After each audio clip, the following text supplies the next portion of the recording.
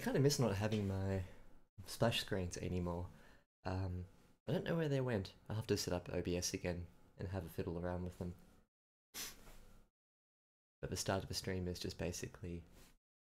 it's like low tide of Lyrebird edits. Nothing much really happens anymore. Until someone comes on, and then I can actually start the edit. But it's also a good opportunity for me to make sure that I'm broadcasting properly with actual sound and a picture.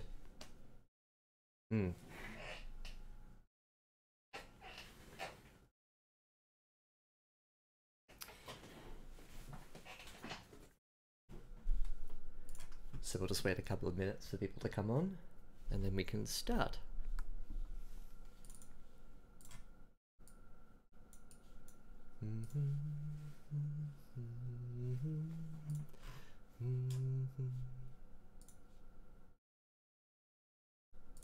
What I might do, just while people are coming on, is bring up chapter 1. There we go, just so I have it on the other screen.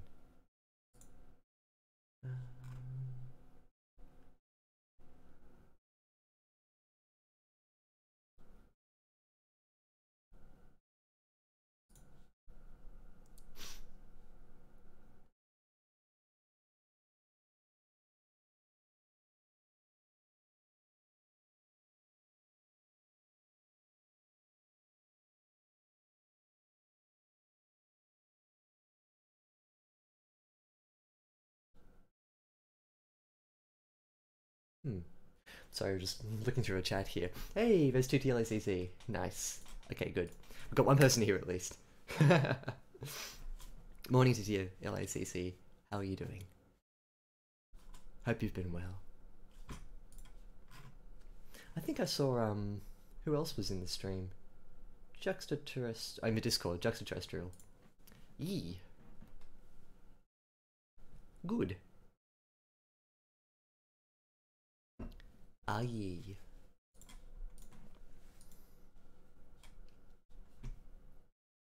You know what?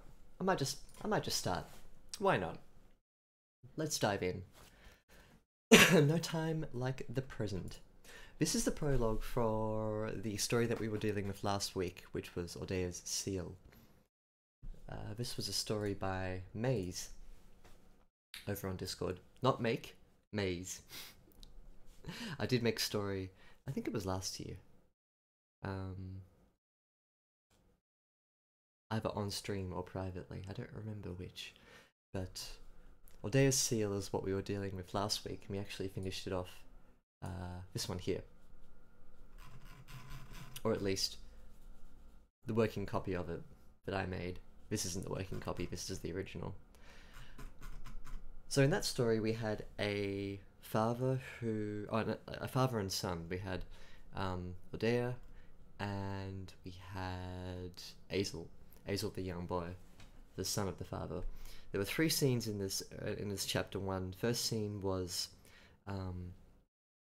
Audea flicking a ring between his fingers and having some sort of magic happen between it. And then like a sort of introduction to the characters in the world. Part 2 of that chapter was Azel and Audea hunting this sort of goddess or god of the forest type spirit in a deer's body or a stag's body. And then letting it get away. They go back to their home. Part 3 is the family preparing for some sort of annual economics-based, trade-based voyage where they gather their goods, push it on a cart, and go off to the city for trade. So that was kind of parts 1, 2, and 3 of the first chapter. And I made some comments about how the structure of that might want to keep, I suppose, like a better sense of the magic running through it. Lots of different comments I made on that. So this is now a piece of writing that sits before chapter 1. It's called the Prologue, and we've talked about prologues before on the stream. The general piece of advice of prologues at least with modern writing, is make your prologue chapter 1 and chapter 1 chapter 2. People, I think, are a bit prologue fatigued. Mainly because lots of fantasy stories or stories with a humble beginning tend to use prologues to eschew that kind of boredom that happens with chapter 1. If in the writer's mind, if you start off with this really exciting guns blazing fireworks prologue, then that gets the reader interested enough to trick them through the boring parts of chapters 1, 2, and 3, and then 4 might have a smattering of the prologue's elements coming back through it. It's been used as kind of like a piece of duct tape over a problem, and I think that's why people got sick of prologues, or it's why I got sick of prologues, and therefore everyone else, right? And I'm sure there are other reasons too, like people don't like the disconnect between prologue and chapter 1. So the general piece of advice is to not use a prologue, but the deeper I get into writing, the less comfortable I am with suggesting big block rules like that. I think if you can justify the prologue existing as a prologue, then sell it to me.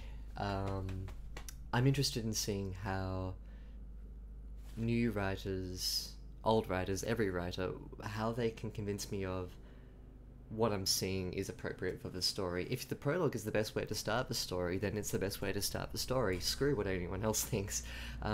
If you want to put lots of adverbs and crazy waffly words into your prose, go for it. Like there's nothing stopping you from breaking the rules of modern fiction, because if you follow those rules to a T, you'll bend your writing style to accommodate trends, and if you're trying to get your work published, half the time the agents and publishers don't care about those trends. Like, there's a book on my bedside table called All the Birds in the Sky, and the opening couple of pages has specific points where I had to stop myself reading it and going, wow, this is stuff that everyone has told me not to do.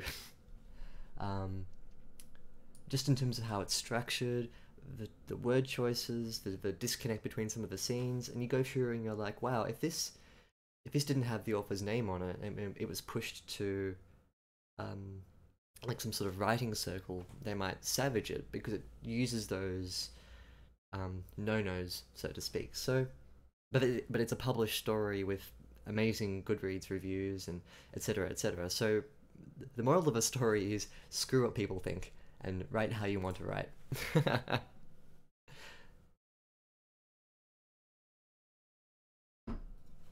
It's all about having a story that you can justify. It's all about, when you write, you want to write in tune with the best version of your story. You don't want to cripple it as you're writing it. You can go and do that later when you edit the story, but don't be afraid to do something that you think is appropriate for your story that other writers wouldn't do, or that other writers tell you not to do. There are exceptions, like dialogue tagging, like very specific things that I will always tell you not to do, but they're minor structural elements rather than grand narrative or word choice things. So, without further ado, let's dive into the prologue. A bell rang out through the darkness, its melodic sound echoing off the tunnel walls, painting vivid images into its owner's mind. Alshindel could see, or Alshindel, could see an outline of the rocky walls and how they curved upwards to create an almost circular but uneven ceiling. Twisting spires hung down, threatening to fall, to skewer this intruder. He could see every line and every dark crevice. Then the echo stopped and the images faded away. In the pitch black, its noises. Yes, you're right. It should be ITS. Let me just go back and actually double check something now that you mentioned that broken monitor. Also, hi, welcome to the stream. Maiz and I were having a discussion about that the other day, and I think I recommended changing it to its. Let me have a...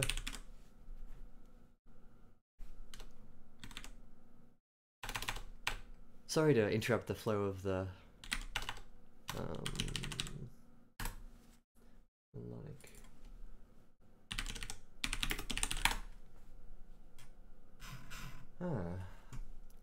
Because we were talking about this. I don't think I... TTLICC, do you remember where this happened in the Discord? Seems to have vanished.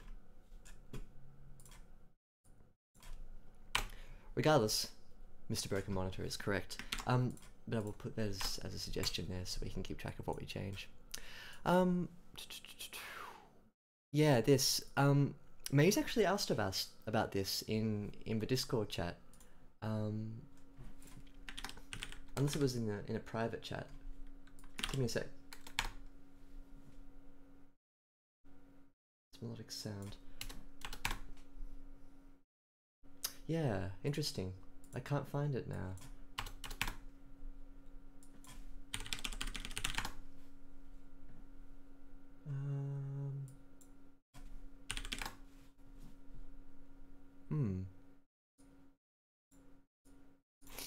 Oh, hi, Maiz Blue. Hi. Everyone, this is the Maiz whose storyware we're working with.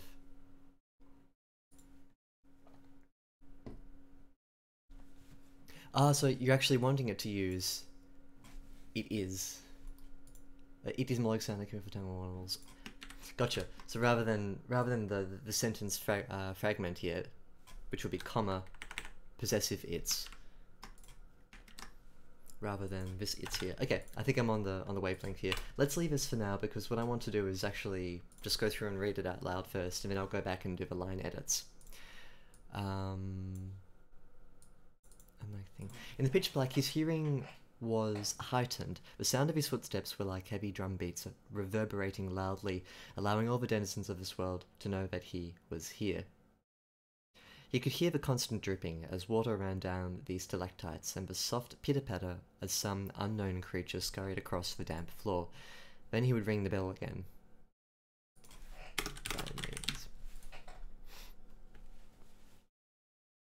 The tunnel now split off into two separate paths. Also, Maiz, it's fine if you have to duck off for work. I'll send you a link to this edit a bit later, okay? The tunnel now split off into two separate paths, each leading deeper and deeper into the labyrinth. Going the wrong way could be a very, very fatal mistake, he knew, so he stopped for a moment to carefully survey them both. The eyes of the surface dweller, even one that only hunts at night, were not keen in places where light was a rare resource. The inability to see, however, was only a minor technicality. He was searching for something that shone brightly like a beacon cutting through the darkness. A glimmer caught the corner of his eye, and he peered down the path to his left, squinting. There was no doubt now. This was the direction he had to travel. He let the bell ring out once more, its sound resonating back to him. Oshindel stepped cautiously into the corridor, afraid of any dangerous beasts that might be lurking in the shadows.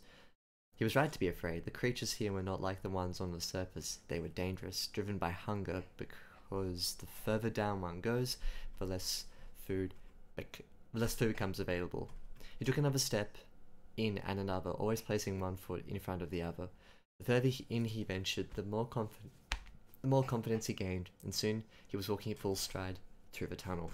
Let's cut there, because that seems like a nice little 300 words to deal with. Cool. I love as it was during the passive voice. You want to reword it if I can make a suggestion? Yeah, please feel free to make a suggestion. We're all about suggestions here. I'm just having a go back through dialogue part. Right. There are a couple of points here where I feel like demonstrations of what's being said would serve better instead of outright telling. It's the show versus tell thing. There are a couple of points here where I want to make mention of that. A couple of sentence structures are a little funny.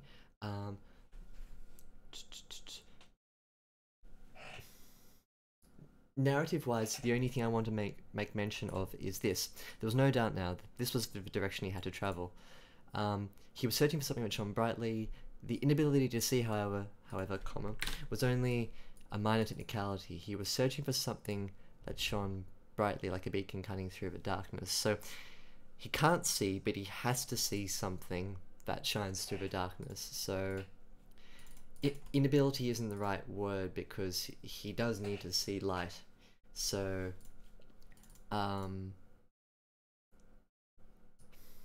you want to structure this little sort of idea so that instead of saying he can't see but he has to see the light, you want to say it's difficult to see, but the light is so bright that it doesn't matter that it's difficult to see. Not impossible, but difficult. So difficulty instead of inability. This is something that I think is more of a concept, so I'll expand on this a bit later. The temporary darkness was no biggie, basically, right? That's what we're going for. And I guess a temporary darkness implies like a momentary difficulty, doesn't it? But this is more about like a total inability. That's just it's a really minor point, but it breaks consistency between the ideas. A bell rang out through the darkness, full stop. It is melodic sound echoing off the tunnel walls, painting vivid images into its owner's mind. So that's what Maiz was going for, instead of this, which was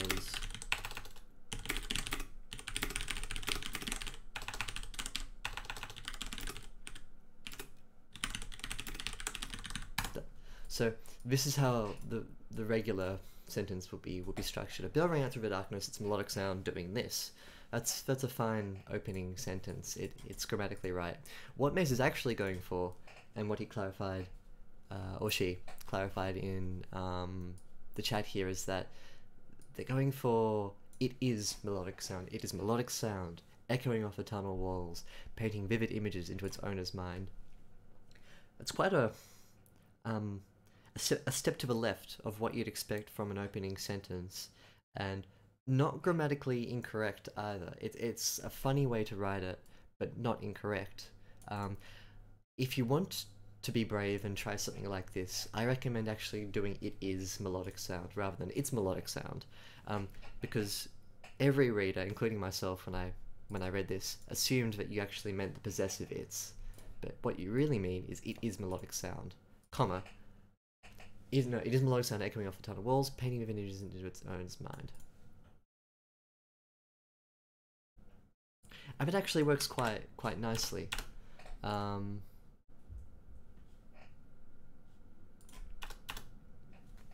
don't mind that at all. Why is it all of that green? There we go. So make a comment here. It is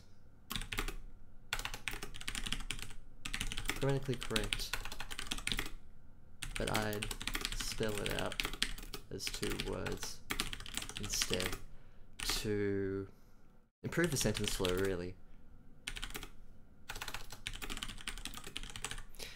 So if you use it is melodic sound, then you're switching tense to make a decision.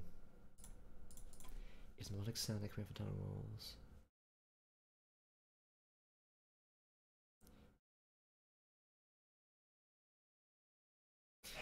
It is a tense switch, isn't it?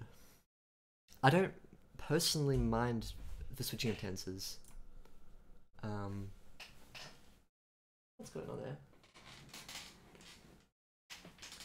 I'd certainly recommend against doing it very often. I think with a weird sentence like this, you can be a little flexible in bending the tense between present and past. Not ideal, and a bit experimental. I think you gotta ask what value is there in breaking tense here. So again, not technically correct, but it could be used for a decent effect. If you allow your reader to be a bit more on board with it. You could change it to past tense. A bell rang out through the darkness. It was melodic sound echoing off the tunnel walls, painting vivid images into its owner's mind.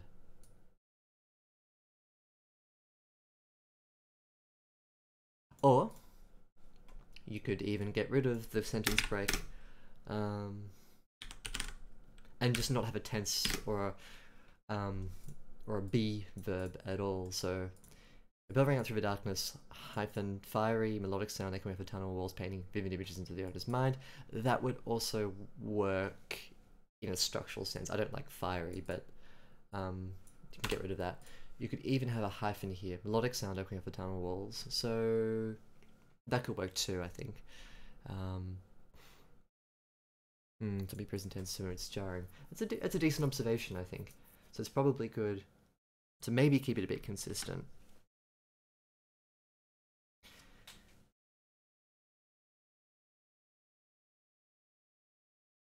Yep. So if Maiz wants to be a bit brave with this sentence here,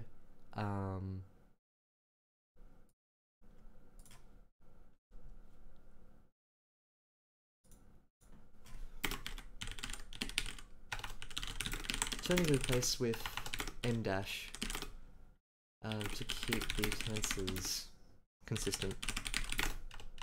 Yeah, I think that's a good suggestion, Broken Mirror. I think that's a good suggestion.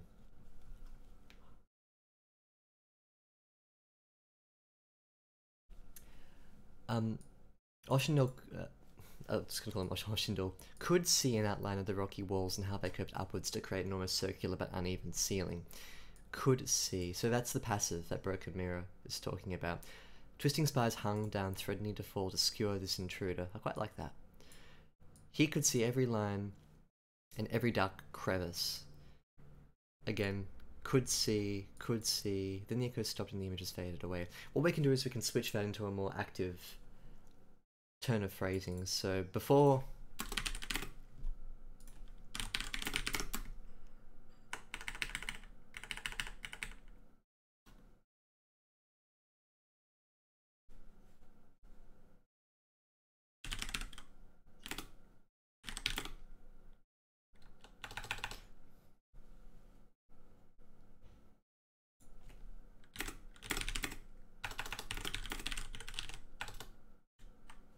I'm gonna find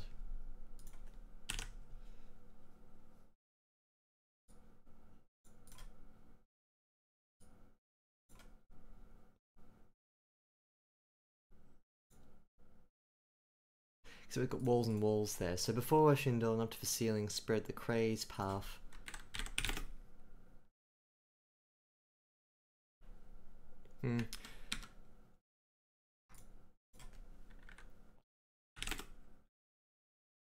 The path of the walls spread. It's not great, but oh, and how they curved upwards to create almost circular but uneven ceiling. If you want to keep that in, before Oshindel, tunnel walls painting vivid images into its owner's mind. Before Oshindel, they spread.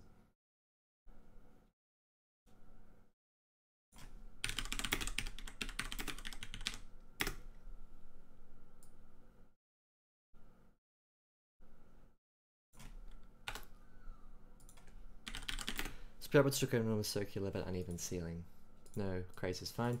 Before Oshindel, these crazed walls spread upwards to create an almost circular but uneven ceiling. So this is a more active sentence because the walls spread upwards, rather than Oshindel could see this.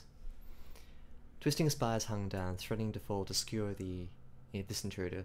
He could see every line and dark crevice. Now that's something that I think we should get rid of.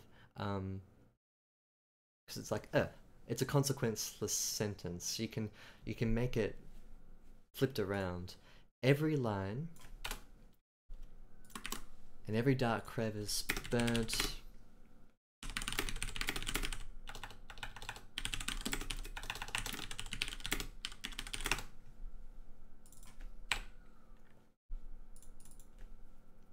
Frost fuses.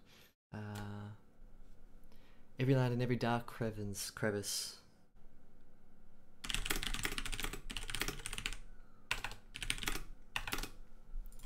Something like this. It's a bit clunky, but it may serve a bit better what you're going for. He could see every dark line and every crevice. That's fine, but it's a bit of a sort of weak sentence.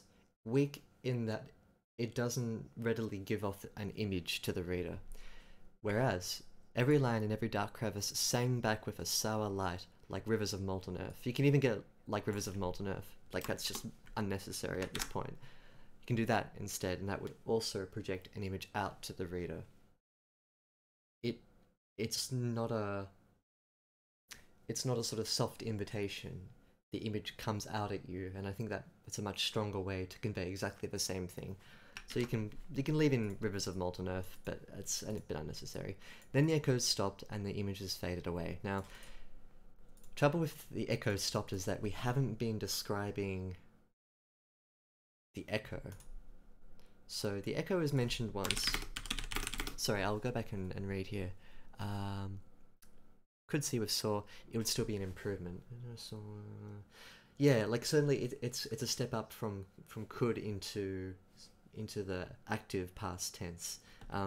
I go one step further and suggest that the whole sentence needs to be restructured so that the object has more prominence rather than Oshindel, because Oshindel doesn't really interact with these things. The things interact with him, at least in this context.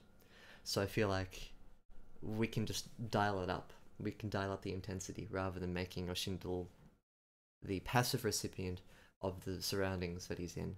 Not passive in the sense of how it's told, but passive in terms of him being an agent within the story. The echo is mentioned once in the opener, and then again here at the end. It becomes lost in the descriptions.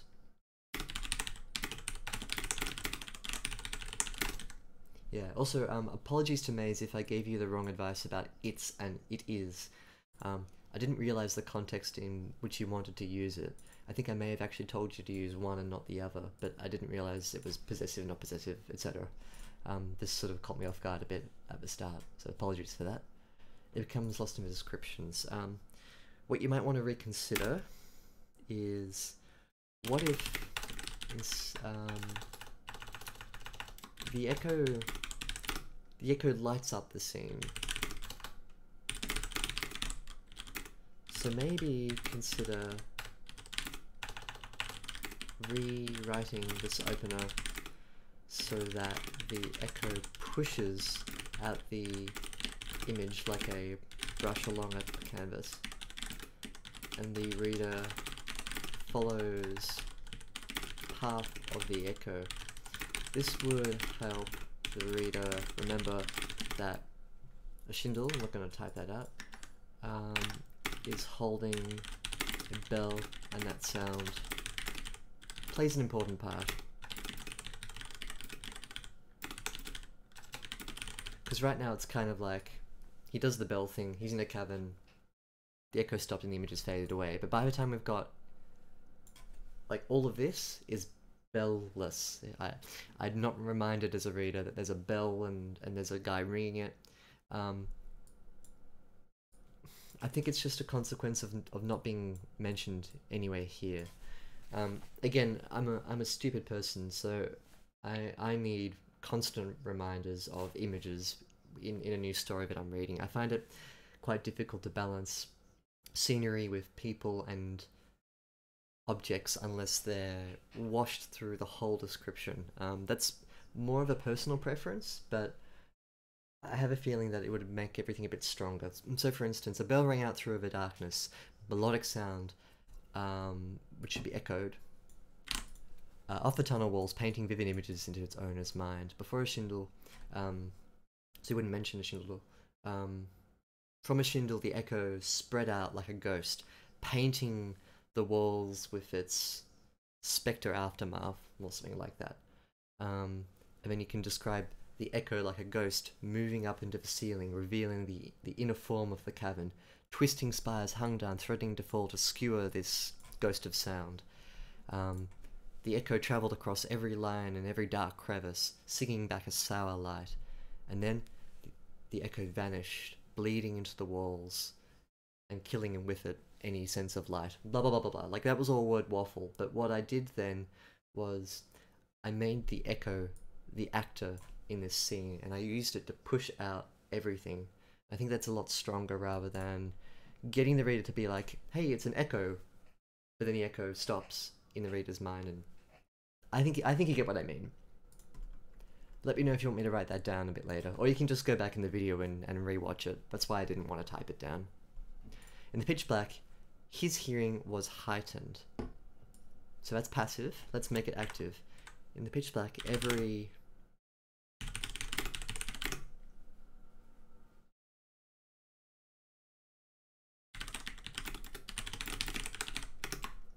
his hearing was heightened is very, very tell.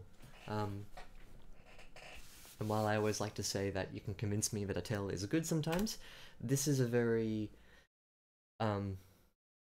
stock piece of description. And I want you to flesh it out a bit more. In the pitch black, every little noise became a world of sound. It says exactly the same thing, but it's wordier. So therefore better. The sound of his footsteps...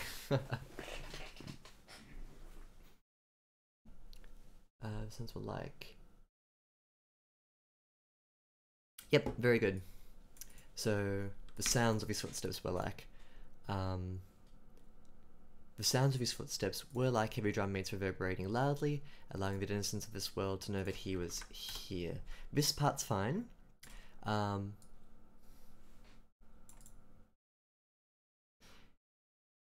sound of his footsteps were like heavy drum beats.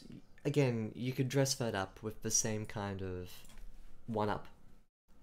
How to do that? So, like heavy drum beats, his footsteps reverberated loudly across the walls, rather than the sound of his footsteps. That seems like I'm kind of going against the advice I was giving you here, to take the agency away from the sound and put it back to a Schindel.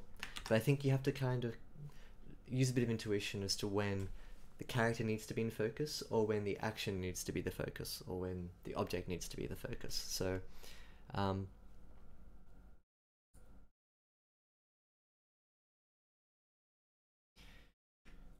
you could even say Schindel's footsteps were like heavy drum beats reverberating loudly. This isn't fantastic.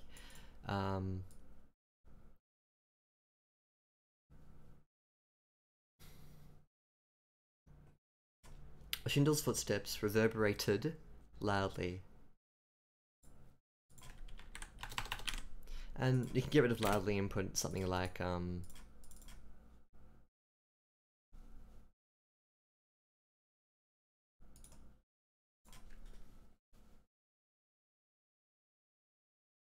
with XYZ, so like with angry tones of blah blah blah. But to be honest, I'm not going to be one of those people that demands that you get rid of the ly here. I mean,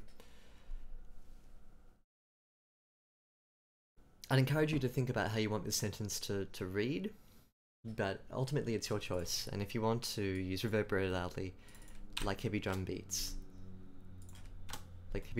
allowing all the denizens of this world to know that he was here. No comma. Heavy drum beats already implies how they sound, so you might not necessarily need further description. I think that's quite a good point, actually. So, for instance, the Schindel's footsteps reverberated, or were like heavy drum beats. Or, the Schindel's footsteps, comma, like heavy drum beats.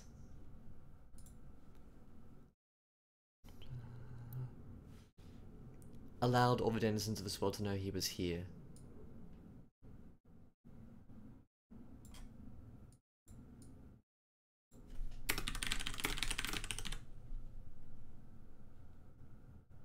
Crashed before him like heavy drum beats, allowing all the denizens of the world to know that he was here. That could work a bit better. He could hear the constant dripping as water ran down the stalactites, and the soft pitter-patter as some unknown creature scurried across the floor. He could hear the constant dripping as water ran down the stalactites, comma, and the soft pitter-patter as some unknown creature scurried across the damp floor. He could hear A and B. You don't strictly need a comma here. He could hear the constant dripping as the water ran down the stalactites, and the soft pitter-patter as some unknown creature scurried across the damp floor. That's fine. Then he would ring the bell again.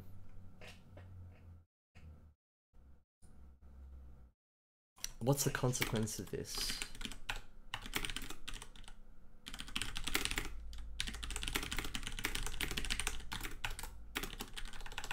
more noise, more light, more scampering, etc. That needs a little adjunct there to finish off this paragraph. The town was split off into two separate paths. Each led deeper and deeper into the labyrinth. That's a tense thing. Either you make this into the first part of the sentence, the town are split off into two separate paths, comma, each leading deeper and deeper into the labyrinth. Or split it, make it two sentences, keep the tenses consistent. Doesn't really matter at this point. I don't have a preference. Each led deeper and deeper into the labyrinth. Going the wrong way could be a very, very fatal mistake. Probably don't need an ellipsis here. I recommend very, very fatal mistake. He knew. You can get rid of he knew. That's kind of implicit, I think. So he stopped for a moment to carefully survey them both. If you want to, you could say something like,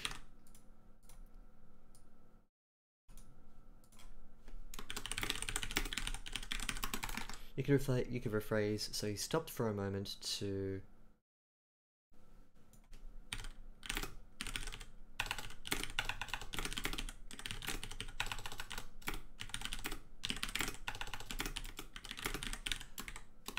you can actually put the description back on the cabins. So he stopped for a moment to peer within the dark open moles of each path. That might be better, partly because you get rid of the carefully survey. That's where the LY stuff comes back to bite you. I don't so much mind reverberate loudly, but I think carefully survey can be replaced with a description of what he's looking into. The consequence of ringing the bell lets him see, or presumably let him see, for the next paragraph. I'd agree with this if it was more explicit that the bell was cutting through the darkness, and I think with our changes it might be a bit more explicit, or sorry, implicit to the story, because we've made it explicit up here. Its melodic sound echoing for town walls, painting the vineyards into its owner's mind. If we need to get a better sense that he's using the sound to paint the images. See, I didn't even pick that up until then, finally having it click in my head. Oh, he's actually using this bell to see. He's using it to echolocate everything. I thought he was just doing it to... dunno. And that's how stupid I am as a writer, reader, combination, editor. It's not obvious to me that that's happening because... not because it's not told directly to me, but because I don't have a visual demonstration of it in my head. I haven't got a sense that he's doing things for a reason. This hinted at it, but I think it could be stronger. In the word vomit that I had before, that really helps me get to the sense that this person is using some sort of visual echolocation. Which is why when I got here, then he would ring the bell again. So in the pitch black, the footsteps are... then he would ring the bell again. And because I didn't know what the implication of that would be, yep. This may just be a personal thing with me. Other people may have a different reaction to this. So consider this more like a beta feedback rather than editing suggestion. Although I will suggest to dial up the echolocation here so that it's implicit here what happens. Yep. I think it's a fantastic idea. I agree with Broken Mirror. It has the potential to be a very interesting way to navigate this series of paths, so I want to see more of it, without it being heavy-handed, of course. The eyes of the surface dweller, even one that hunts only at night, were not keen in places where light was a rare resource. You can just put rare. I don't think light is a resource. Or a resource. Light was rare, has a better flow to it. The inability to see, however, was only a minor technicality. He was searching for something that shone brightly like a beacon cutting through the darkness.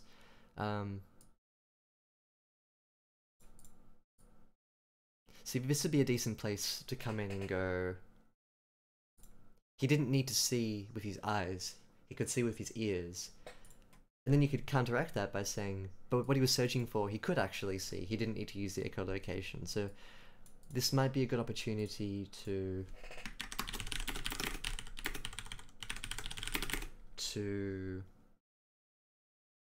state that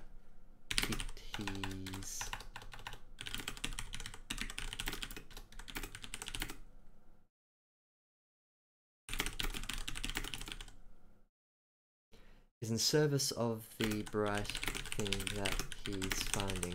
Perhaps it isn't actually visually bright, but rather reacts to the sound of his bell and glows with echolocation. I think that would be really, really cool. Like, it's this dark object hidden somewhere within the tunnels that only reacts to the sound of his bell. So he hits the bell, the sound spreads out like a ghost, goes through the walls, and it makes this thing that he's after glow and light up. That's cool. That's the kind of little spicy little fantasy elements that we read fantasy books for. Otherwise, it's just a dude with a bell walking through a cavern, and that's interesting, but it could be like a whole step up in terms of how nice that idea could play out. Yeah. Also, that's a good question from TTLACC. Is this bell like handheld, like a ping pong ball, like a little or is it like a handbell? Great question. Also, tell us. I don't mind if you tell us rather than show us. Tell us what the bell looks like. Like, a little throwaway description would be good.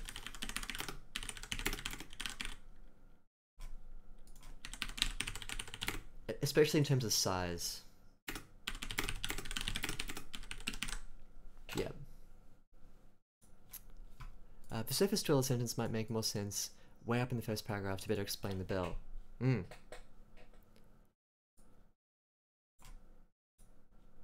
Good suggestion. Maybe this would work better in paragraph 1. In paragraph 1, where we get a sense that this Oshindol is using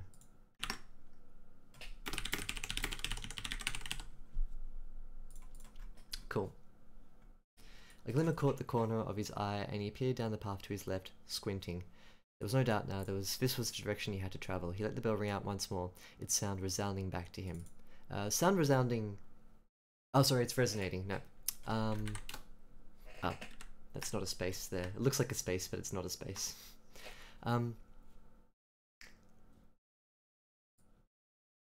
So, I think Maiz can rework this based on what we've set up here. I don't want to labour the point too much, but I think the echolocation would be a really good thing to use rather than visual glimmers.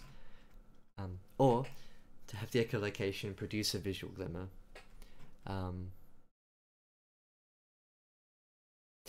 He let the bell ring out once more. Passive. He's holding the bell. Have the character actively ring it. He let the bell ring out once more.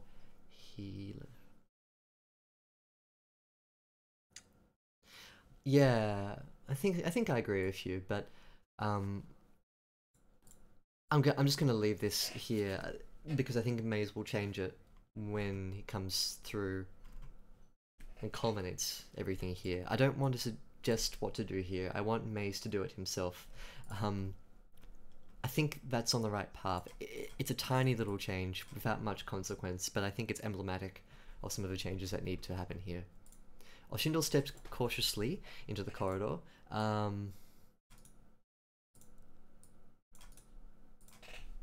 With his heart in his mouth. XYZ. Time for the narrator to inject some emotion here. Instead of describing outwardly through telling what is happening. It's a really simple change, and one that's going to help your reader empathize with Oshindol and give you the implicit sense that he's going to be cautiously doing something rather than telling us. Afraid of any dangerous beast that might be lurking in the shadows. That's kind of implicit. I'm using the word implicit a lot today. I'm gonna stop using implicitly. He was right to be afraid. The creatures here were not like the ones on the surface. They were dangerous, driven by hunger, because the further down one goes, the less food becomes available. So this is the narrator interjecting with their own knowledge. So this is more third person omni, where the narrator knows things the character doesn't. It's not unwelcome, but so far we've only seen events through Os's it's not his perspective, but sphere. Have a think about the voice here. Now, seeing as I suggested for CH1 that you lean more into third person omni, which I think would work actually quite well for chapter 1.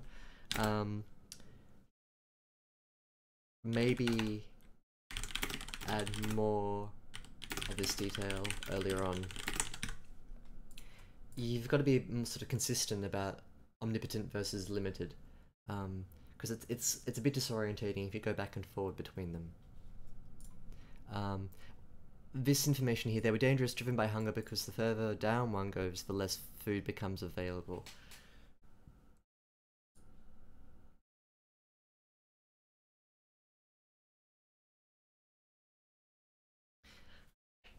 It's practical information, but I think it could be better served if you make it less practical. Weird suggestion. They were dangerous, driven by hunger, by madness. No light and no food.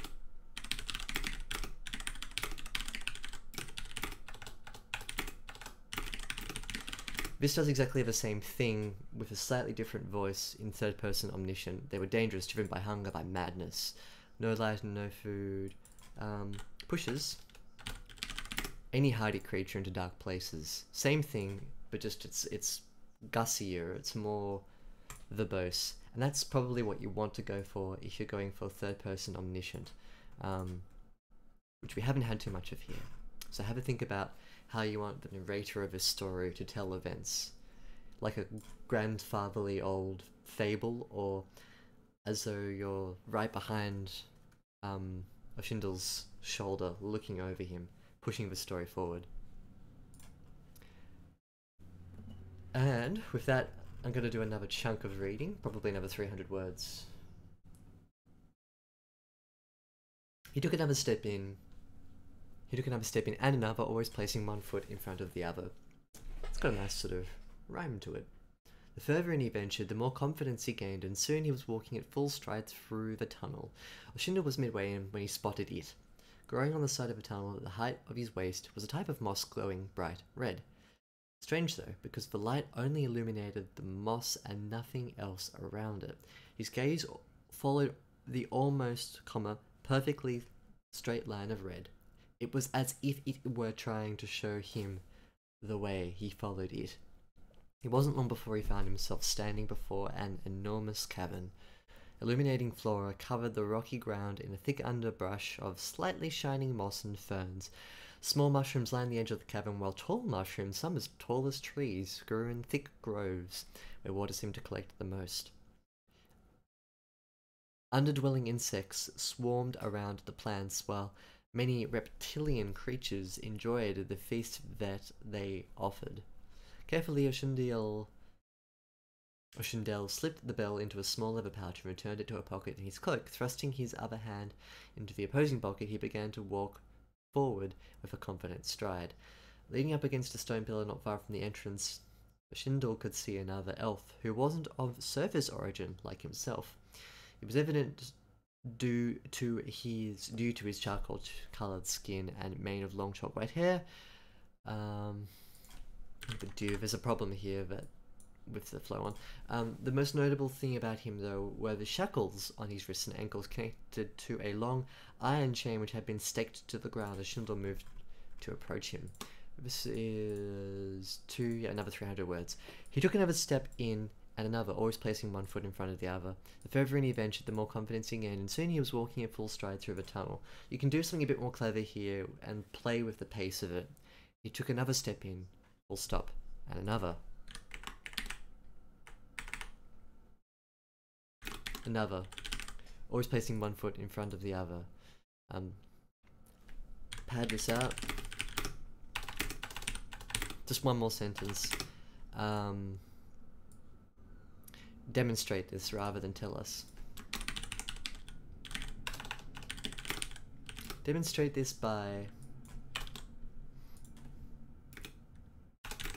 perhaps by removing it, actually. So actually get rid of all of it. What you want to do here is demonstrate. This is my suggestion, of course, but I think I can make it stronger in terms of giving it a pace. What you want to do here is turn his cautious nature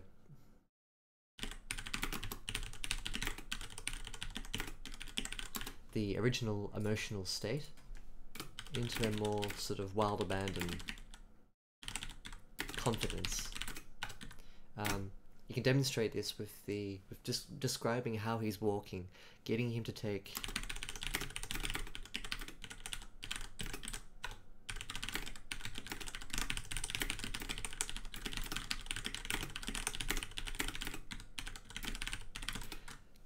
longer, quicker steps, describing their sound, and eventually leading into the full stride. Demonstrates his developing emotional response, which is what you want here. You don't want to be like, he starts off softly and then he speeds up because he's getting more confident, full stop. You want the same thing, but demonstrated through his actions. Yeah. Another one. The reason why I'm suggesting this, even though it's grammatically incorrect, another one. He took another step in, and another, always placing one foot in front of the other. It's broken, like stepping, and I think writing is often at its best when it mimics what it's trying to convey. If you have, it's why short sentences work better for action. It's because the action is like it's a staccato mixture of events, whereas this is walking, and if you want to convey a choppy, cautious, weird kind of undertone, you write it weirdly. You don't write long, fluid sentences of, at first his steps were cautious and he took one tiny step in, full stop, and then, as his confidence grew, he took another step in. Like, if you do that, you sound like me when I was saying it out there, and you sound sort of almost preposterous, whereas he took another step in, and another, always placing one foot in front of the other. So that last little thing suggests that it's getting slightly quicker, and then it gets quicker. So, yeah. So I think that's probably what I'd suggest here. A certain music producer. A certain music producer. Now, who might that be, TTLACC? What musical splendor does this person purvey? What kind of lyrics and tunes do they push out for us to enjoy so readily? Oh dear. The meme himself. Oshindo was midway in, when he spotted it. So no comma there.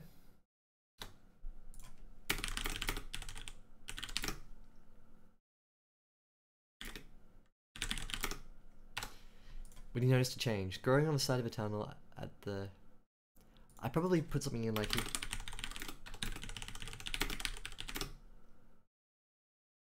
He stopped, looked around.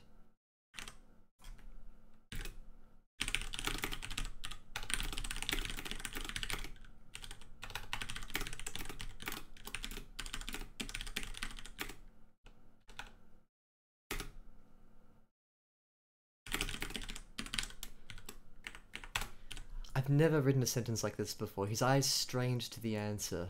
That's not right, but I like it. So I probably shouldn't suggest it. His eyes strained to find the answer. Growing on the side of a tunnel at the height of his waist, at waist height. No comma, was a type of moss. Was a fine layer of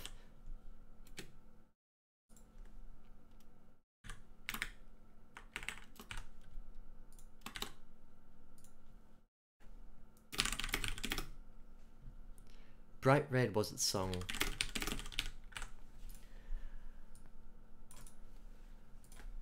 Keep the music, bell, imagery, strong, going. That's my suggestion, of course. Like, this is a really strong suggestion. Strange though, because the light only illuminated the moss and nothing else around it. His gaze followed the almost perfectly straight line of red. It was as if it were. This is something that I think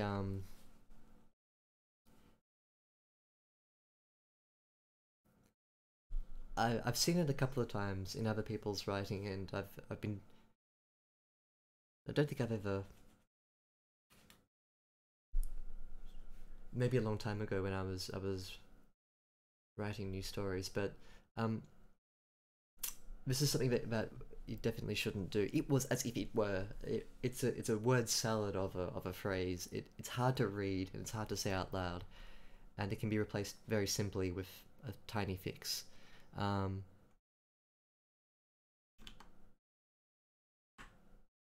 Almost as if. Ooh.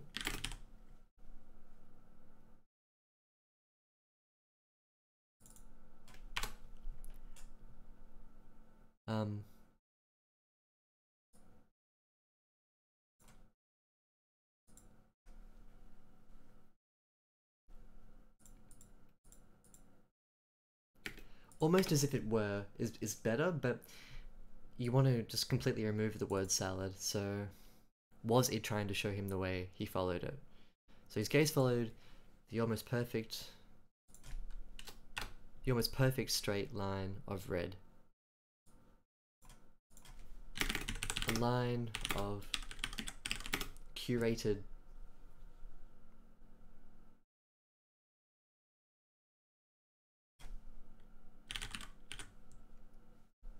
almost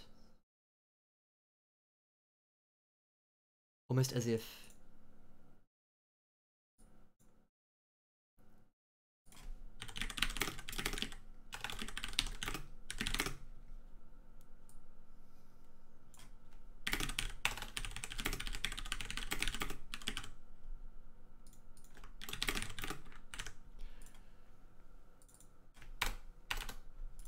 his gaze followed the almost perfect straight line of red, a line of curated growth, almost as if it was placed by a careful hand to show a curious traveller the way, and so he followed it. This preempts the next image, so you can even get rid of it. His gaze followed the almost perfectly straight line of red. Almost perfectly straight.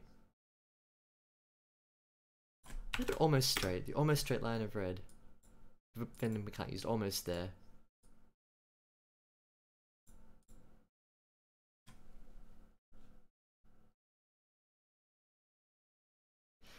You do something like his gaze followed the almost straight line of red. Almost straight. As if...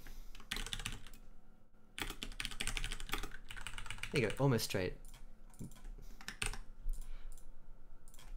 Hyphen. That might work. It's a bit clunky, but it gets rid of it was as if it were trying, which is not a very strong way to start that. If you're ever tempted, this goes to everyone here, never use it was as if it. It's 5 words that should never go together, ever. That's my absolute golden rule, which you're more than welcome to ignore. As if it were trying to show him the way. But that would work really well too. That's nice and concise. His gaze followed the perfectly straight line of red, as if it were trying to show him the way.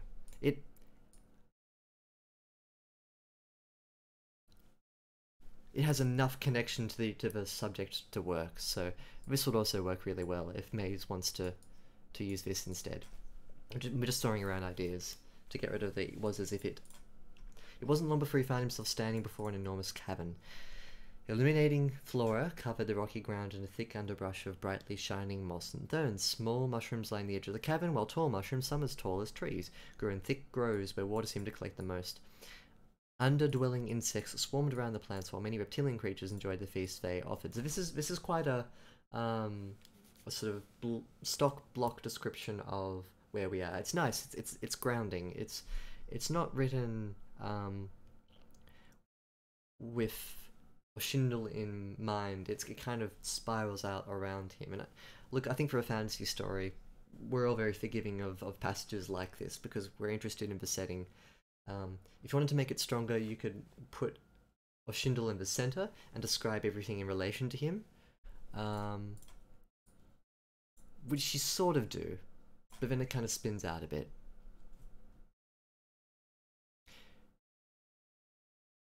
You probably want to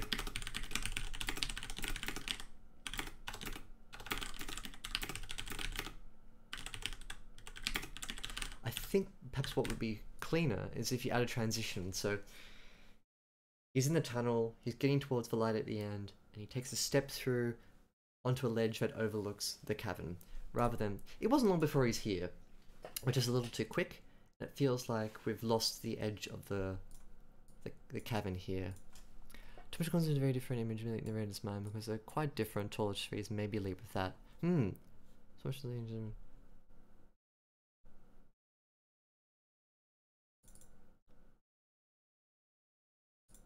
Some taller trees. I know what you mean. I wonder if it's necessary to change that. Well, so much it grows or something.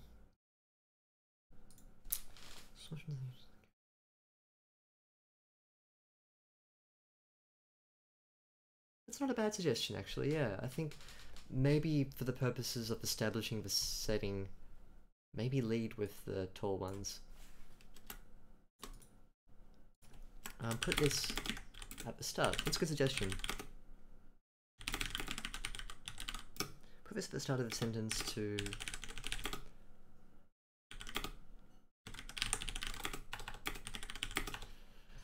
it's definitely the stronger image, which is the big trees, rather than describing the natural and then the unnatural. Describe the unnatural and then the natural. In terms of readers' expectations, natural, unnatural. I'm not going to dwell on this too much. I think for the first pass edit, let's focus on what we've talked about here first, and then we can suggest how this might be a bit stronger in subsequent edits. I think sometimes there's value in not overloading different phases of the edit, so to speak.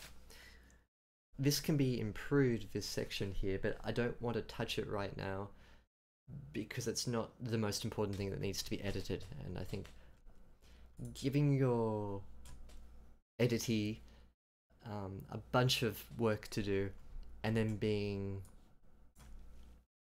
saying, yeah, this is good, let's improve it, it adds to the fatigue of the edit. And I think you'll never get what you want out of a single edit, and nor should you. You should be doing many edits, dozens really, over the course of a novel's lifespan. So this will come later. First, let's solidify what the story wants, what we want of the story. Carefully, Schindel slipped the bell into a small leather pouch and turned it into a pocket in his cloak, thrusting his advantage and to walk forward.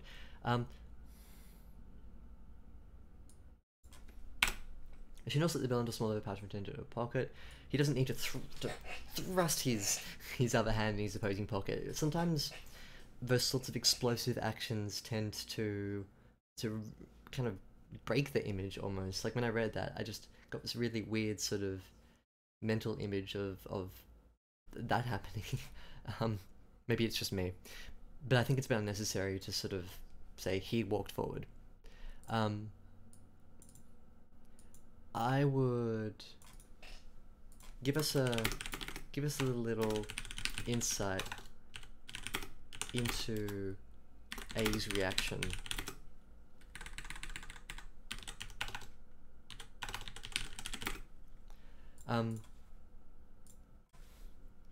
Tearing his eyes away.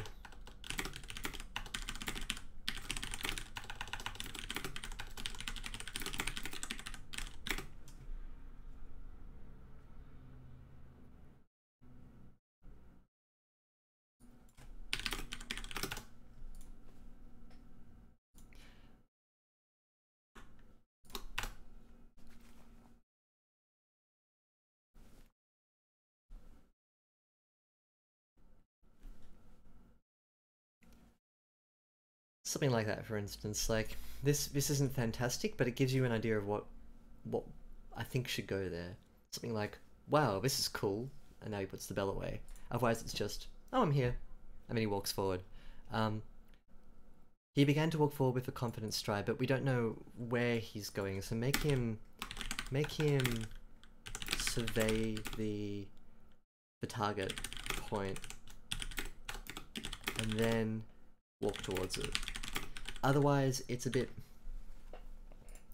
Sometimes movies do this, where the character will know where they're going, and then the camera will kind of follow them as they're going there, and then we know where they're going only as the camera shows us. It's fine to imply that that's the case if we're in a familiar setting, but in an unfamiliar setting, we need to see where we're going before we step out into the cavern to go through it. The nearby consists of a stone pillar not far from the entrance.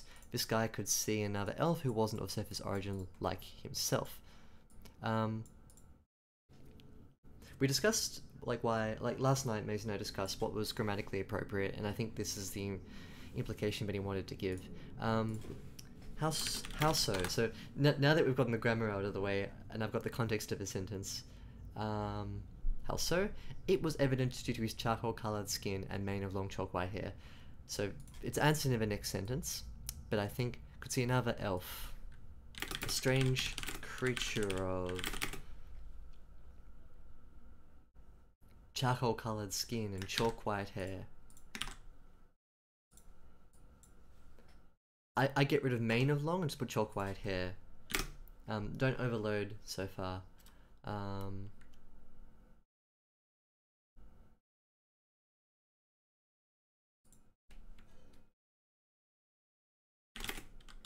An elf for sure, an elf for certain, but not one of surface origin like this guy himself. That's the impression that you want to give. All I did was swap around the description and the impact. So, a strange creature with charcoal-coloured skin and chalk white hair, an elf for certain, but not one of surface origin like Ashley himself. And then get rid of it was evidence due to. The most notable thing about him, though, were the shackles on his wrists and ankles. That connected to a long iron chain staked to the ground. I shall move to approach him. You can do that, but I shall approach him. Has elf number 2 seen a Schindel? In the previous paragraph, earlier we were told by the narrator the creatures were dangerous because they were hungry, but now we see there's lots of creatures who have plenty of food. Yes, interesting. That's a really good thing to pick up on. Something I bet I completely glossed over. So previously you mentioned this is I'll credit Broken Monitor here. Credit to Broken Monitor for picking this up.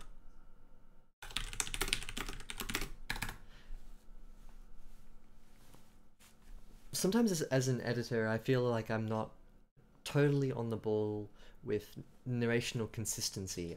I feel like depending on where we're at in the edit, sometimes I just miss out on details like this because I'm so focused on the actual structure of the words, or the paragraphs, and the flow, that I'll miss out on really basic things like this. So hopefully I would have picked it up eventually in a subsequent edit. But I think it's good to have other people here, of course, to have their own fresh eyes picking up on things like that. And probably because they're not so worried about the drawing out the strength of the words. They're more sometimes I see people here more like as beta readers, and their impressions of a story are really useful for sort of affirming what I'm feeling about the story in terms of its narrative. And sometimes, of course, like the line editing suggestions here are good too. So it's like a mixture. I feel like what I like about this stream is that we sort of cover all bases in a sense. We've got the beta editing more in one side and me in another. It's kind of a nice mix. Previously you mentioned that the creatures were driven to hunger because food was scarce. Perhaps in the tunnels only. But here we see happy creatures with abundant food. Or non-crazed. So just have a think about consistency.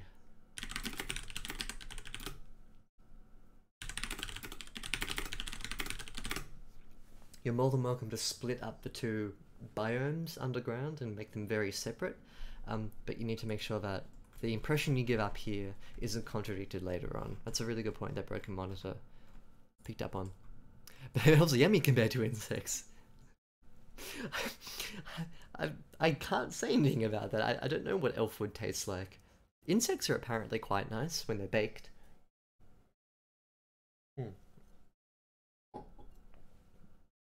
Yeah, for sure. Developmental and lad edits are certainly different beasts.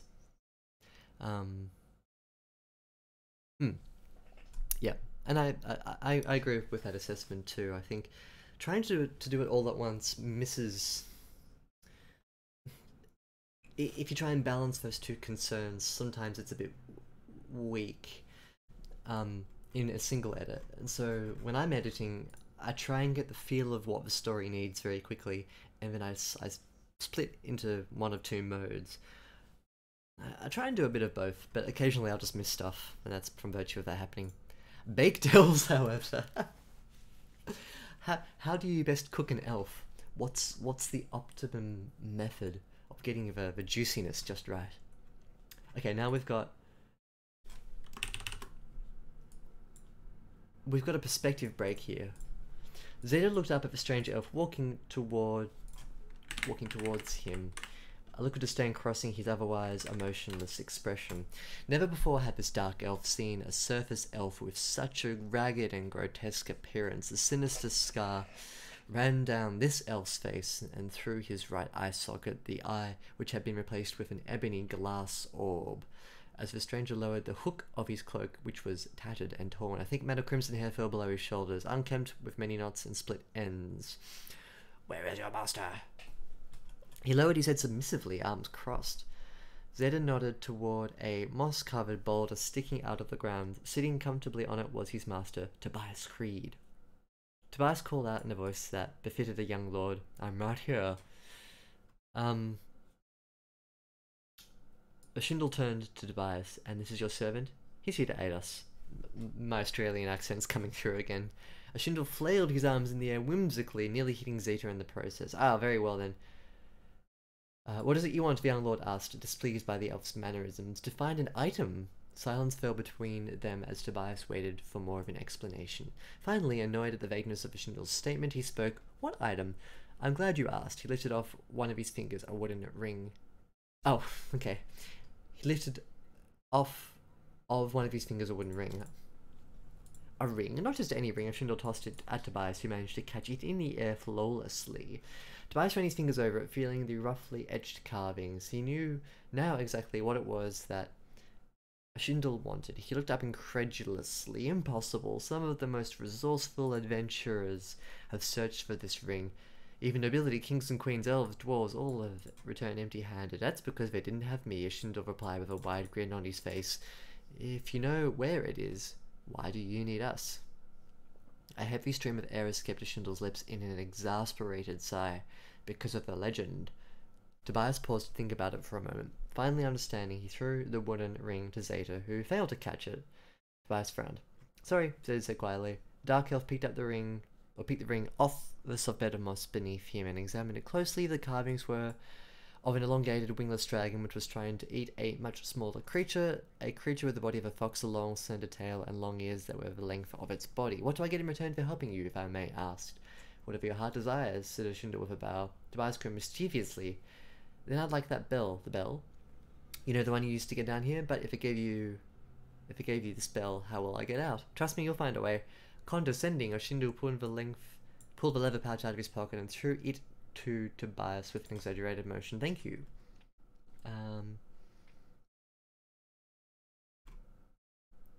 Is that all? Said Ashinda with a hint of annoyance. There is one other thing, Tobias answered. What is it? I'd like to become a king, Tobias said, and Tobias looked at Zeta, who was still holding the wooden ring, and nodded towards Ashindle, understanding without conflict it back to the surface elf. And that's it. 600 words. Let me have a think about this section. Knuckleflow says, would eating elves be cannibalism? I don't think so. I don't think elves are considered human, are they? They're a different species. They're human-like. So I guess only if you're an elf, it'd be cannibalism. Although, fine. Is cannibalism specifically for humans? The practice of eating the flesh of one's own species. No, it's a species thing.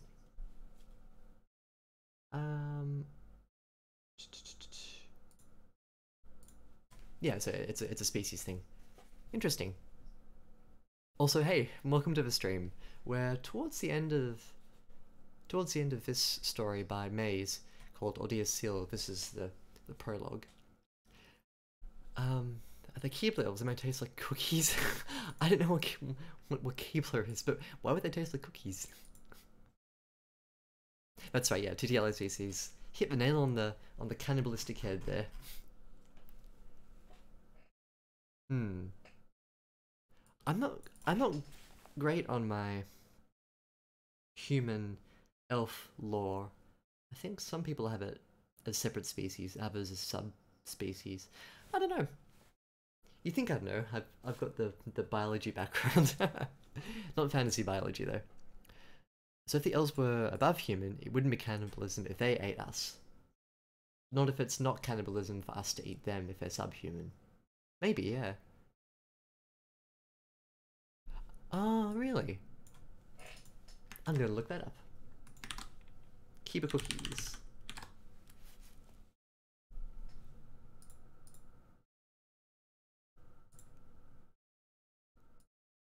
This one? E.L. Fudge, Elf Witch, original. I don't know what to think about this. Vienna fingers, chipslucks, grasshoppers. What country is this from? Oh, American, of course. I don't know why I didn't immediately think American. Oh, it's made by Kellogg's, right, okay. Gotcha. Cool. I don't know why I didn't just automatically assume America. So is Eel Fudge the name of... Oh, it's ELF. Udge. I don't know what to think about that. I don't feel good. I don't feel good at all with that. So this little section here, look, I can go through and talk about the dialogue. I can talk about in a line by line sense. I can go through and edit it so that it makes more sense structurally. But by structurally, I mean like to make sure that the sentences flow together and that the ideas are coming across without too much friction. I have questions. I have questions about narrative. So, instead of working through this and telling you what needs to change grammatically and what paragraphs do and don't work, I'd just like to talk about this last section. So this is for Maiz specifically, but hopefully I can back it up with specific examples too. I don't know if the perspective change is warranted. I don't feel like the... It's not a question of what I feel, it's a question of why it's not as strong as what it could be. By changing perspective, we lose all the ground that we've covered with our main character. We've been with them for so long, we're on board with their echolocation, with their sense of how they progress through these tunnels, and then to have it kind of cut and switched around is actually kind of clever the first time that we see it, because we get this completely new way of seeing the character thrown back at us. I quite like that there's all this detail that before we didn't get about the character. This has to be done well, because if it's not done in a soft or convincing manner, it ends up being jarring detail. So for example, if here, at this point in the story, we found out that he had red hair and a hook, I'd be a bit kind of like, oh, because then I'd have to go back for the last like 5 minutes worth of reading and superimpose that new information into the scene. Whereas if you have a perspective break and you get new information about the character, it's actually kind of cool. I like that. There's stuff here that we can fix and make stronger. So we have to think though about whether or not that's justified, and whether or not it's as good as it can be if we decide to break perspective and push forward with the narrative. There are two characters here. One's called Zeta and the other is this sort of Tobias nobility. I think he's a human.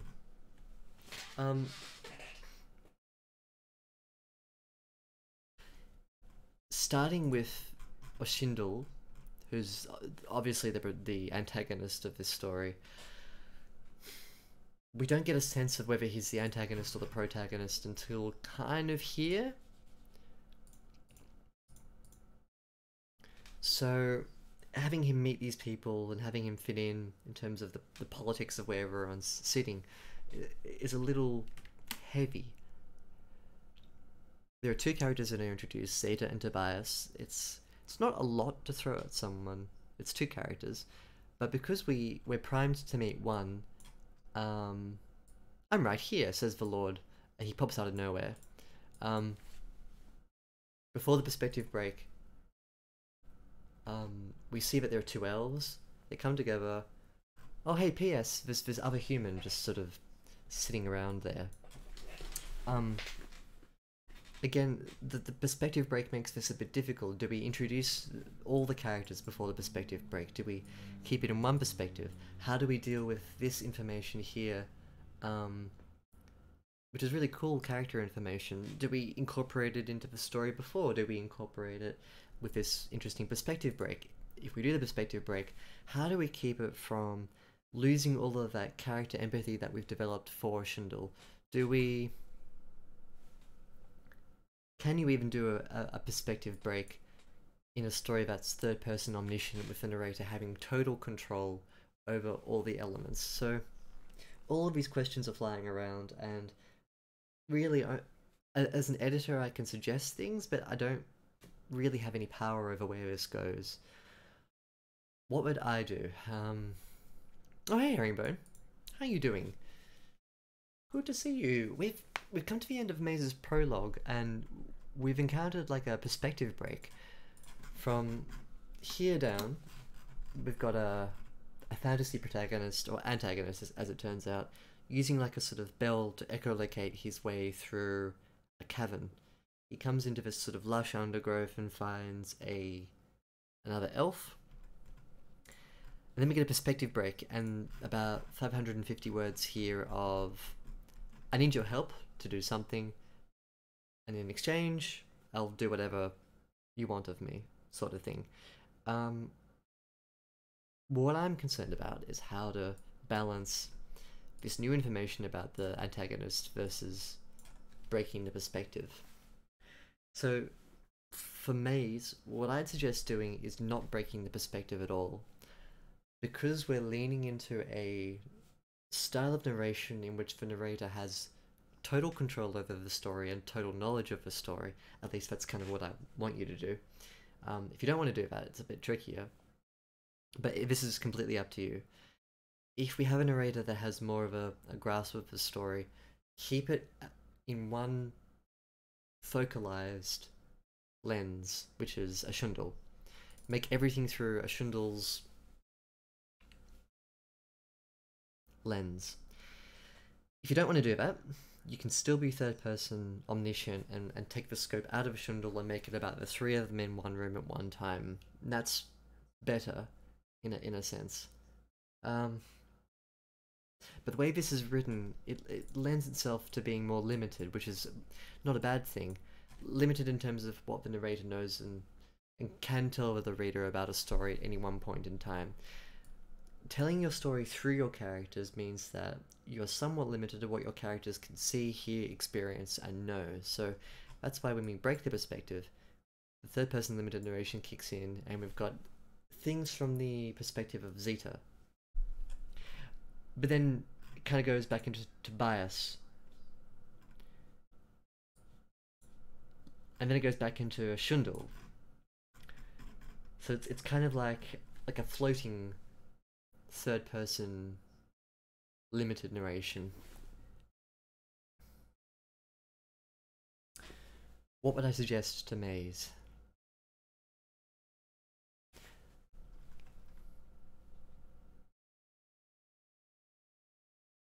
There are other ways to do this cool thing here. You can have a shundle walk forward and get Zeta to react to a shundle. So for instance, instead of having the perspective break, a shundle approached the elf.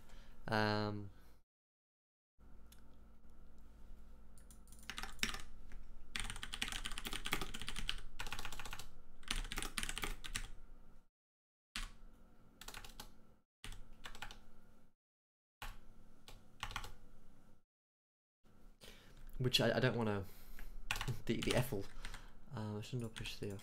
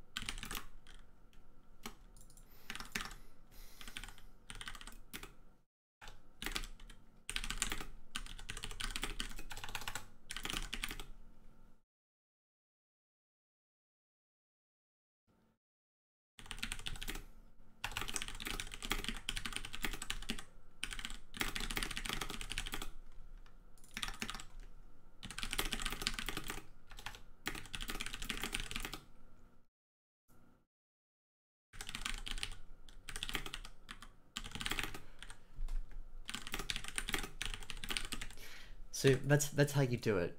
You keep a shundle as the focus of the story and get a reaction from the other elf, and then the narrator coming in and being like, yep, a shundle knows what's going on. He's a fearsome dude. He's got a hook, red hair, no eye, etc. Like, you drop the details in exactly as you've done, but you keep the perspective focused through a shundle. A shindle, sorry, not a shundle.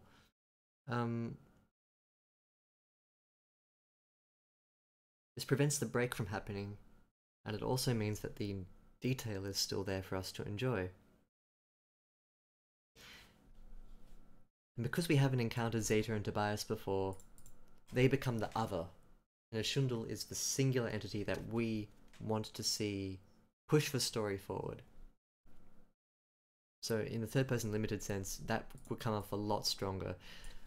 I think my suggestion to you, Maiz, is to rewrite all of this through the perspective, or at least through the lens, of a shindle. The narrator is here, a shindle is here, a shindle is here. And everything that happens in the story comes through a shindle. That would make this kind of scene a lot stronger, and what it would prevent happening is it would prevent a lot of this dialogue from being kind of fantasy bootstraps, is what I'm going to call it. We have no connection to Zeta or Tobias. We don't really care who they are. If you want to do the whole, we're making a demon's pact to usurp the king, keep it really short.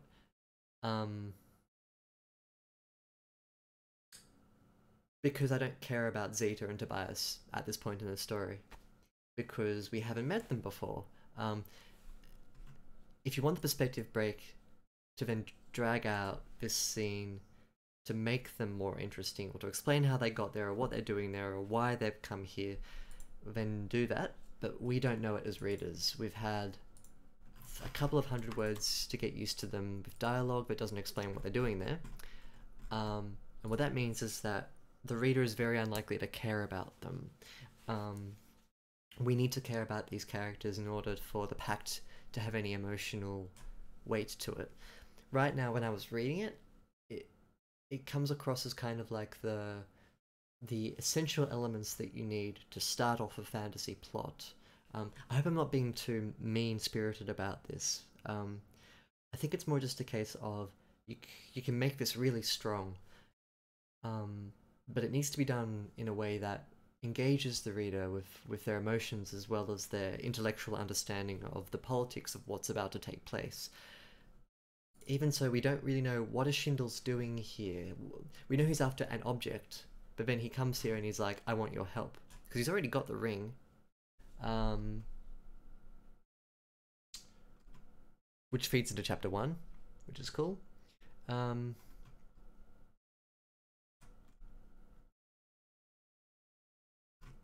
He takes the ring off, chucks it to Tobias.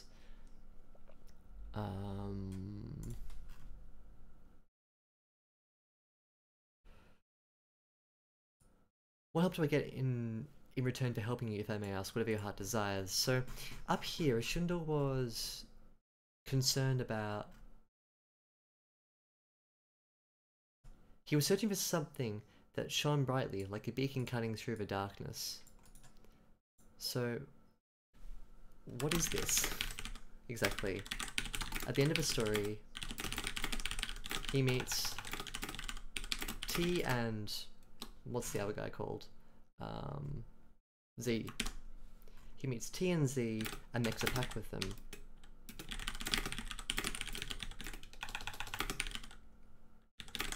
But there's no mention again of this shiny material thing. Benefit of limited behind the shoulder in multiple perspectives is that you can have different narrators for each character. Ooh, yes, I've seen you do that to excellent effect. It also means that you get like very different perspectives on characters too. I guess you have different omniscient narrators with different personalities. That would be interesting. Probably not the goal here. I see. Yep. Cool. It would be interesting to do that actually. To almost have like a council of old wise men battling with each other as to who gets to tell the story.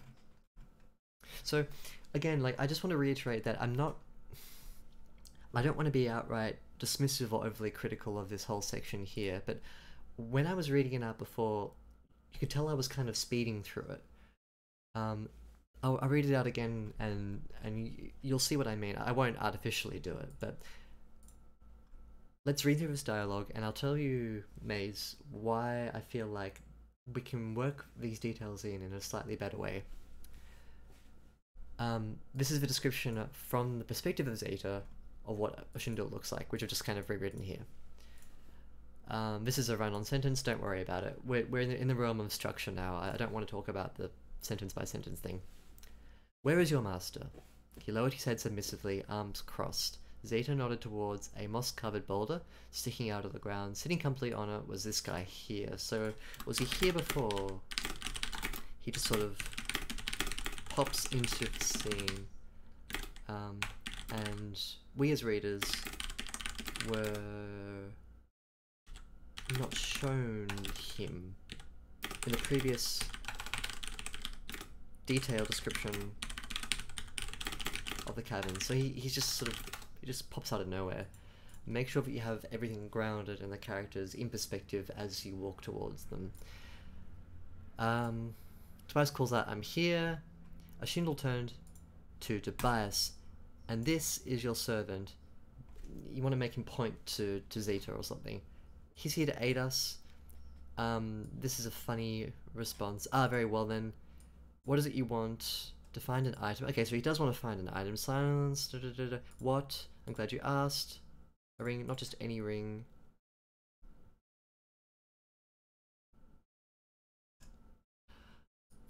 This ring. Be careful about this ring versus abstract ring. It wasn't clear to me that the ring that he pulls off is a representation of the ring that he's trying to find, like a model of it.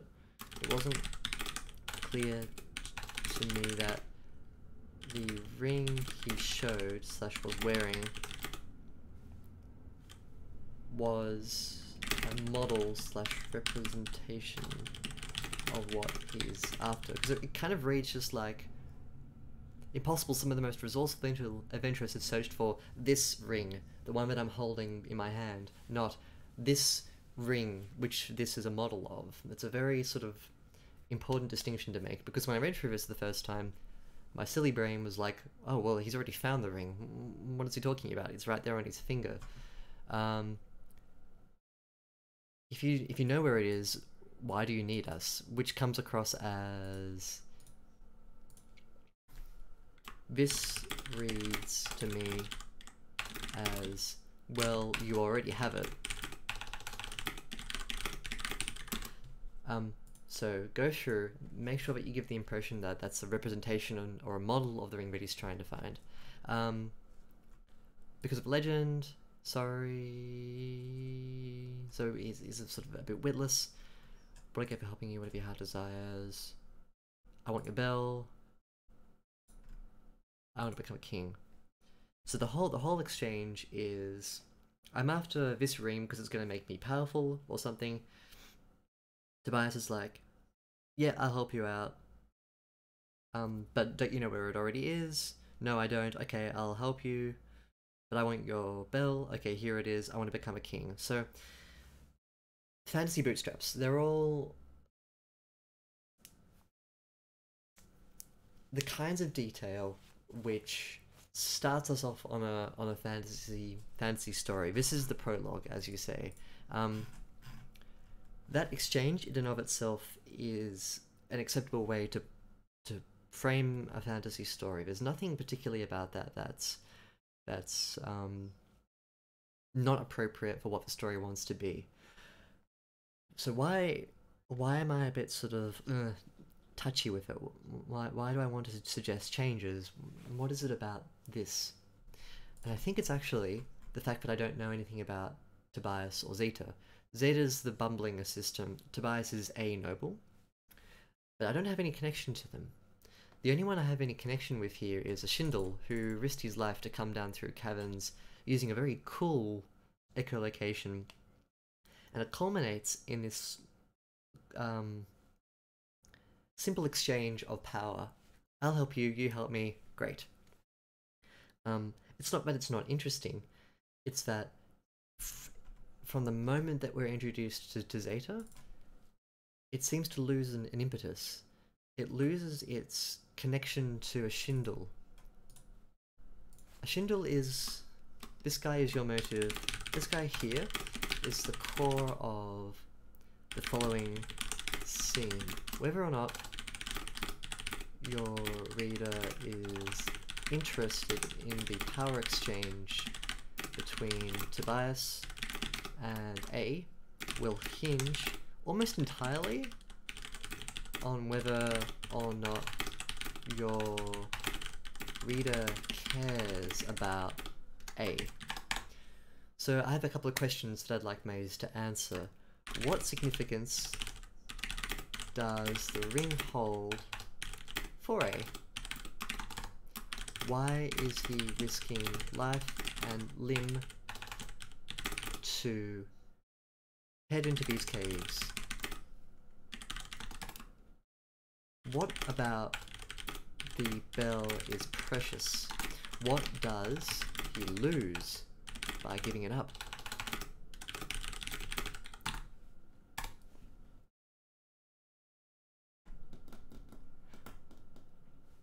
How does the promise for Tobias to be a king make a feel.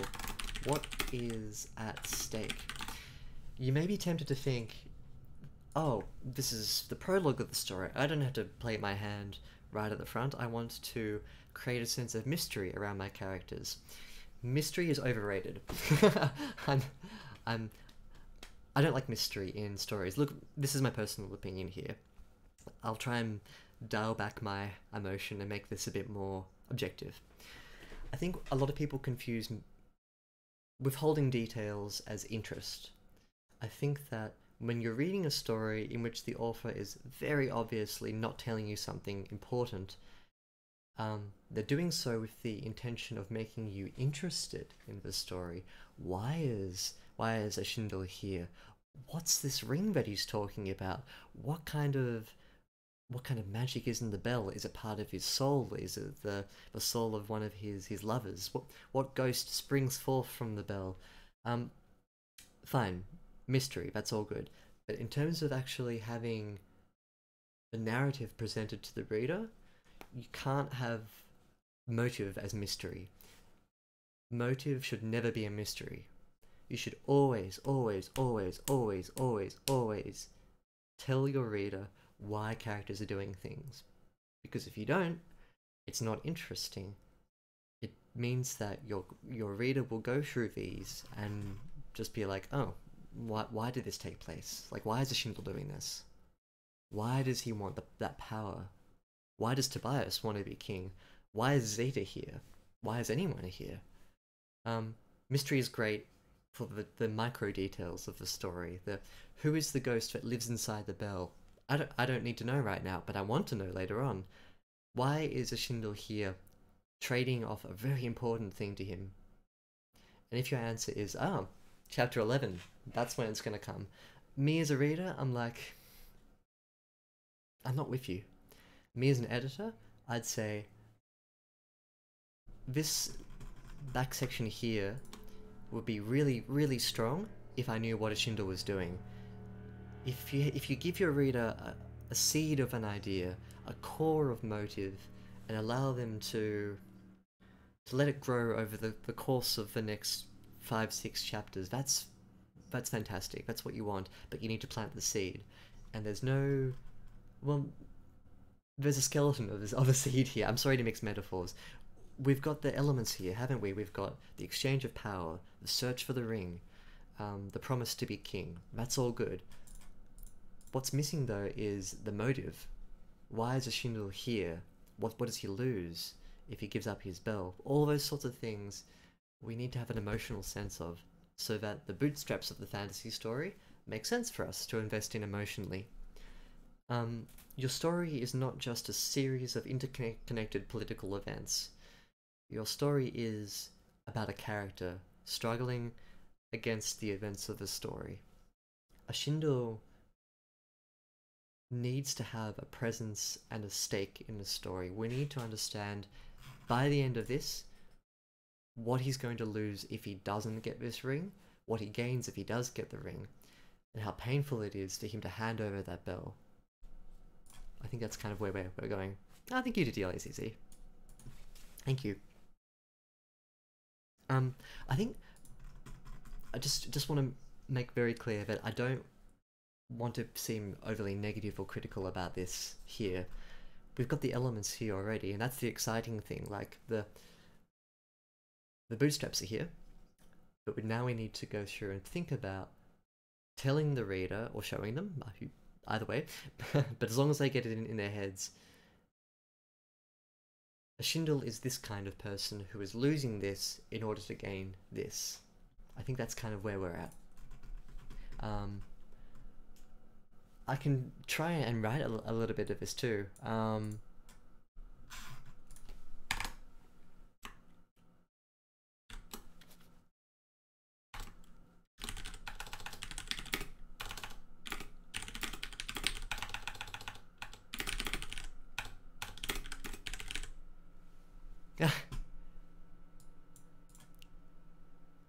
Yeah, it's a funny little clap emoji. That would actually work really nicely here if the head was on the other side of the clap. Then it would look like it was sort of going back and forth. I wonder if you can do that. Hang on. Nope.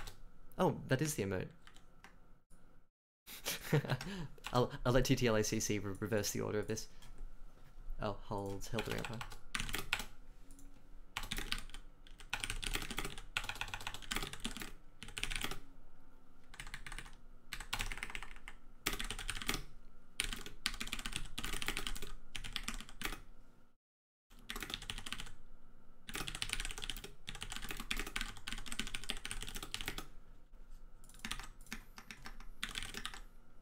Whoop.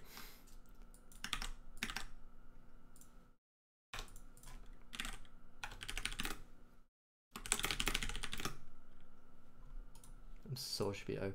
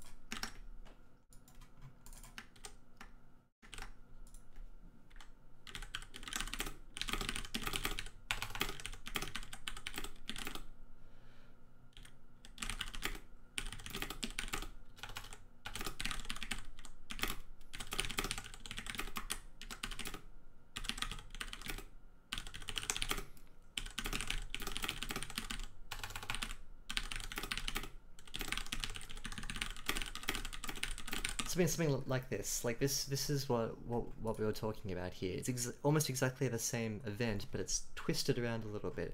The fantasy bootstraps are there, but there we go. Nice. Isn't that cool? Lovely. This is what we want. And again, I'll preface this by saying it's all suggestion. Don't write exactly like me. Change what you want, etc., etc., etc. What this has, well, I'll demonstrate what it has.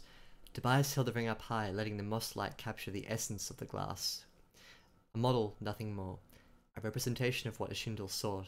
In the globe, a demon felt his heart pound faster and faster, the power within the promise calling out to him like a siren song, to wield such an ancient magic, to get his hands on the song of a legend, and to be in control of something, to bring vengeance upon those who caused him the most hurt.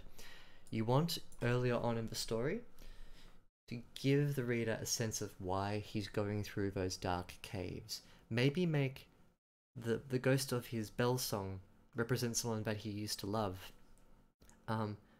Just an idea, but solidify in the reader's mind the reason why Ashindle is doing this. Why is he in those caves? Make a throwaway reference to, like, how when he's in those red caves, how it reminds me of when he was a child and he and Jacinda used to go off and buy milkshakes at Doc's Milk Bar. Something like that. I don't know. You need something from the past which helps Ashindle push forward through the darkness. Then you make reference to that same person and what he's lost, to bring vengeance upon those who caused the most hurt. Whatever, I just made that up. Tobias snapped his fist shut over the ring. The spell was broken. Ashindle staggered forward, breathless. He murmured, "That power, can you help me find it?" "Oh yes, my friend. All things are possible with the prince's coffers and finest men at your disposal." Ashindle smiled deep, but his happiness turned to ash as the prince stood up and announced, "But I want something from you in return. Anything." A single finger was raised, pointed to the heart of the elf. "Your bell." "No, anything but that." Ashindle clutched the bell to his heart and gasped, took a step backwards by the pillar. It goes on and on. This is getting towards what I think what you're going for, Maiz. But notice that I basically introduced elements that were withheld from the writing of this first little part here, and it's the motive. It's the essence of why characters do things. Now I know that Tobias is kind of power hungry, well, because he wants the bell. You can add a sentence here about you can add two sentences.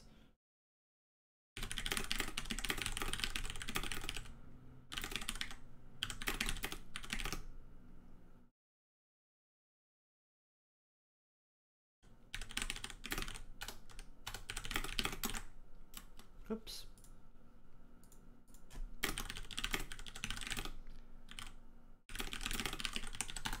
Something like that. So, like, this can imply that the prince is doing it for power or to have a magic trinket on his side, or so he can sell it off. Your choice. But getting the narrator to do this, the hell with milkshakes. The best milkshakes.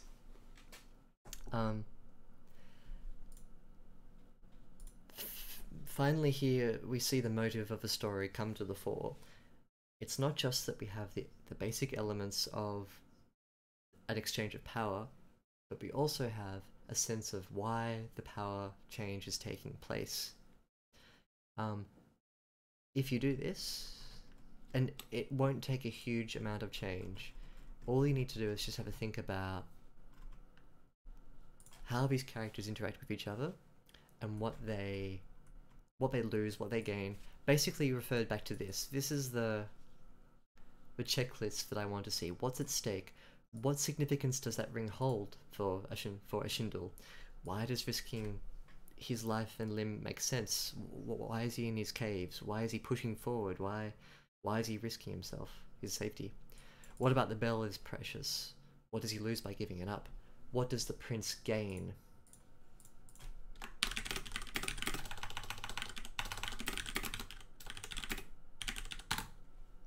What is at stake? Don't withhold this info. Don't withhold this info and mistake it for being mysterious. As I said before, mystery is great for the micro details. Who is the ghost in the bell, for instance, but not for narrative. But not for narrative details. We need to know why people do things.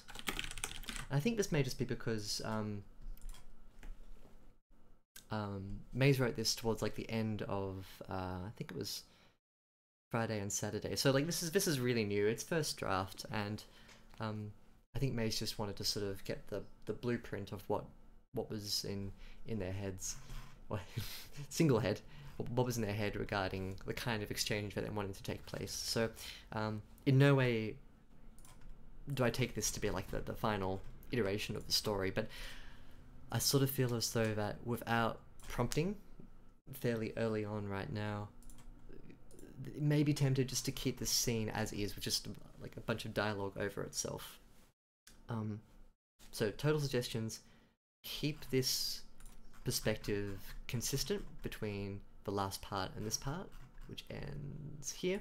Don't do the perspective break. Keep perspective the same. Rework this detail so that Ashindle is still the focus. This is a really great detail as well. Have a think about whether or not you want to actually push this earlier. Some of this may, like the hook, for instance. The hair, not so much, but the hook is probably a good idea.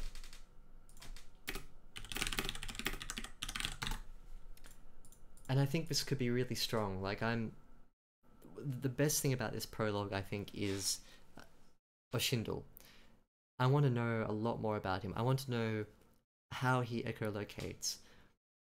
I want to know the value of this bell. I want to know who lives inside of it. I don't even know if that's the case, but like, I want to know more about how he does what he does, why he's doing this, what drives him, what his motive is. Because the prologue to this prologue is a tragic story.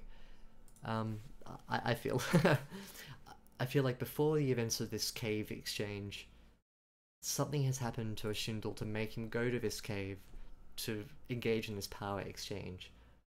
And I want to know slivers of what that is, just enough to give me a motive. And then this kind of scene makes more sense with the power exchange. Yeah. Oh, Real Saika, hello, hi. How you going? Where is your master to where is senpai? Beautiful, beautiful suggestion there. Oh yeah, and I've also disabled my block on YouTube comments, which means that I've enabled them.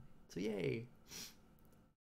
That's why we're having Lee back. I missed you. I missed you, Lee. I didn't. I prefer Saika. Good stuff. I think I've talked about that enough too. And for Maiz personally, feel free to hit me up on Discord to like hash out any more of this detail. I think you've got the groundwork laid, and I think it's important now to sort of go back and have a think about the motive of this last scene, and that'll make it stronger too. I think we can work on this to make it stronger than what it is, and that'd be exciting. Oh, exactly. So the nephews have had a stern talking to regarding raids on my streams. A 2-person raid.